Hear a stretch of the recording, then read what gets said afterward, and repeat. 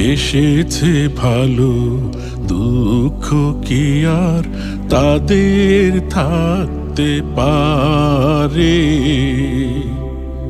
দুঃখ কি আর তাদের থাকতে পারে?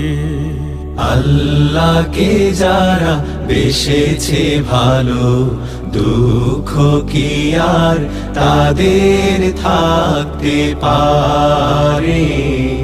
দুঃখ কি আর তাদের থাকতে পারে? যারা লয়েছে মুখে কোরআনের বাণী, লয়েছে মুখে কোরআনের বাণী, হতাশা কি আর তাদের থাকতে পারে?